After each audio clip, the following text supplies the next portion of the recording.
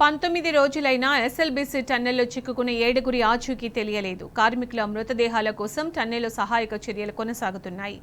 జిల్లా కలెక్టర్ సంతోష్ సహాయక చర్యలను దగ్గరుండి పర్యవేక్షిస్తున్నారు.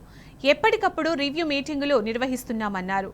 సహాయక చర్యల్లో రోబోలను వినియోగిస్తున్నామంటున్న కలెక్టర్ సంతోష్తో మా ప్రతినిధి శేఖరాచారి ఫేస్ టు ఫేస్.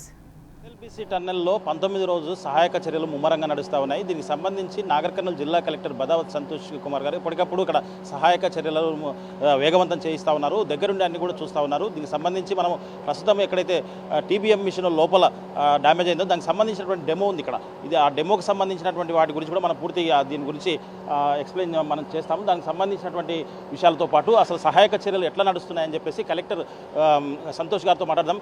సార్ చెప్పండి, ఎట్లా నడుస్తూ ఉన్నాయి సహాయక చర్యలు? ఈరోజు 19వ రోజు, ఇప్పుడు అంటే అన్వి రోబోటిక్ కూడా వచ్చినట్టుంది. దాని గురించి ఏం చెప్తారు? తర్వాత సహాయక చర్యల గురించి ఏం చెప్తారు?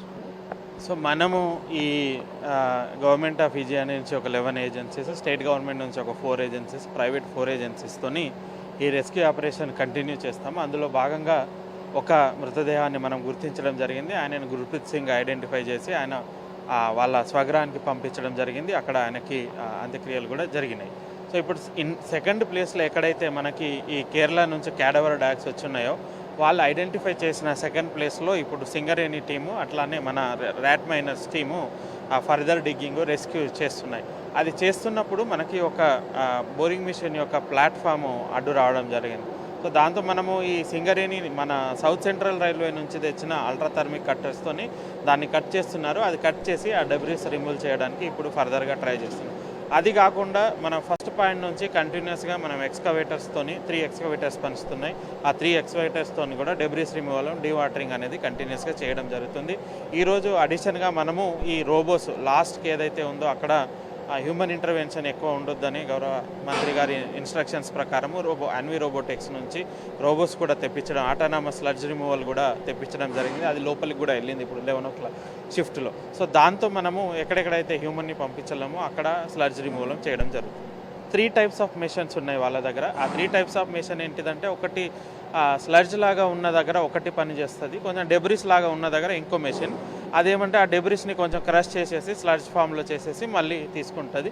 ఇంకో దగ్గర మనకు కొన్ని ప్లేసెస్లో బోల్డర్స్ కూడా ఉన్నాయి. ఆ బోల్డర్స్ని కూడా డెబ్రిస్ లాగా కన్వర్ట్ చేసి స్లడ్జ్ లాగా కన్వర్ట్ చేసేసి దాన్ని తీసుకుంటుంది. ఈ 3 మిషన్స్ కూడా మనకి పనిచేస్తాయి. అది ఎట్లా పనిచేస్తుంది అంటే, ఇనిషియల్గా ఎక్కడైనా డెబ్రిస్ ఉంటే దాన్ని గుంజుకుంటుంది, సక్ చేసుకుంటుంది. సక్ చేసుకొని ఒక 50 మీటర్ 100 మీటర్ పైప్ ద్వారా మనము మిగతా ఇండస్ట్రీస్లో అయితే దాన్ని ఎక్కువ దగ్గర స్టోర్ చేస్తాం దీంట్లో.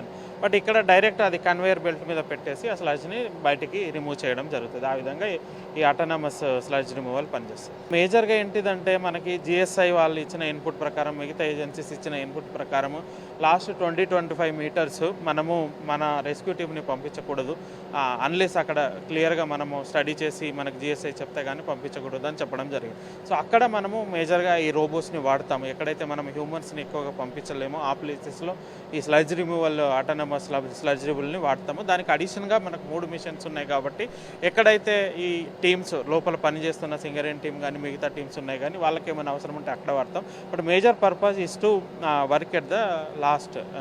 మీరు చెప్తున్నట్టు 18 డేస్ నుంచి ఆల్మోస్ట్ 650 మెంబర్స్ ఇనిషియల్గా మనకు ఉండేది. 45 క్యాడర్ మనకి క్యాడర్ ఆఫీసర్స్ అండ్ ఆల్మోస్ట్ 650 మిగతా క్యాడర్ ఆఫీసర్స్ లేదా వర్కర్స్ అందరూ ఉండేది. సో కొంత మనం ఇప్పుడు 520కి తగ్గించడం జరుగుతుంది. ఎవరెవరు కావాలో వాళ్ళని తగ్గించడం జరిగింది. సో వాళ్ళందరికీ కూడా మేము అన్ని రకాలుగా సహాయం చెప్తున్నాము. ఏంటిదంటే, వాళ్ళకి ఎటువన్నా ఫుడ్ వైజ్ ఏమైనా కావాలన్నా, అకామిడేషన్ కావాలని వాళ్ళకి అన్ని రకాలుగా జాగ్రత్తలు తీసుకుంటాం. రోజుకి ఒక మీటింగ్ పెట్టుకుంటాం. వాళ్ళకి పెట్టుకొని ఏ ఏజెన్సీ ఈరోజు ఏం పని చేయాలి, ఎక్కడ కట్టింగ్ చేయాలి, ఎప్పటి వరకు కంప్లీట్ చేయాలి, ఎక్కడ మనము డెబ్రిస్ రిమూవల్ చేయాలి, ఎప్పటి వరకు కంప్లీట్ చేయాలి, అట్లా అన్ని ఏజెన్సీని సమన్వయం చేసుకుంటూ మనకు సీనియర్ ఆఫీసర్ కూడా ఎప్పటికీ ఇక్కడ ఉంటున్నాడు, అరవింద్ సార్. ఇది మనము డైలీ వాళ్ళకు ఒక డైరెక్షన్ లాగా ఇస్తుంటాం. ఇక్కడ పని చేయండి, ఇక్కడ పని చేయండి, ఇది చేయండి అనేది డైలీ కూడా వాళ్ళకు ఒక డైరెక్షన్ లాగా చూస్తూ ఉంటాం. అండ్ డైలీ మోటివేట్ చేస్తూ ఉంటాం. మొత్తంగా చూసినట్టయితే ఇక్కడ లోపల సహాయక చర్యలు అయితే వేగవంతంగా చేస్తున్నామని చెప్పేసి నాగర్ కర్నూలు జిల్లా కలెక్టర్ బదావత్ సంతోష్ చెప్తున్న పరిస్థితి కనిపిస్తుంది. దాంట్లో భాగంగానే ఈరోజు అన్వి రోబోటిక్ రోబోస్ కూడా లోపలికి పంపించామని చెప్పేసి లోపలికి వెళ్ళినటువంటి ఏదైతే అన్వి రోబో యంత్రం ఉందో దానికి సంబంధించి పూర్తి స్థాయిలో లోపల ఉన్నటువంటి అవి ఏవైతే శిథిలాలు ఉన్నాయో ఆ శిథిలాలన్నింటిని కూడా అది ఎత్తి కన్వేర్ బెల్ట్ పైకి పోస్తుందని చెప్పేసి దాని ద్వారా లోపల శిథిలాలను తొలగించే అవకాశం ఉందని చెప్పేసి అవి తొలగితే కొంత రిజల్ట్ వచ్చే అవకాశం కూడా ఉందని చెప్తున్నారు. ఎప్పటికప్పుడు మానిటరింగ్ చేస్తున్నామని చెప్పేసి ఎవరు ఏం పని చేయాలి సరే ఎప్పటిలోగా చేయాలని చెప్పేసి కూడా వాళ్ళకు దిశానిర్దేశం చేయడంతో పాటు ఇక్కడ వేగవంతం చేయడంతో పాటు ప్రోగ్రెస్ కూడా వెయిట్ చేస్తున్నటువంటి పరిస్థితి అని చెప్పేసి నాగర్ కర్నూలు జిల్లా కలెక్టర్ బదావత్ సంతోష్ చెప్తున్న పరిస్థితి కనిపిస్తూ ఉంది. వీడియో జర్నలిస్ట్ రామకృష్ణతో శేఖరాచారి, టీ న్యూస్, ఎస్ఎల్బీ నుంచి.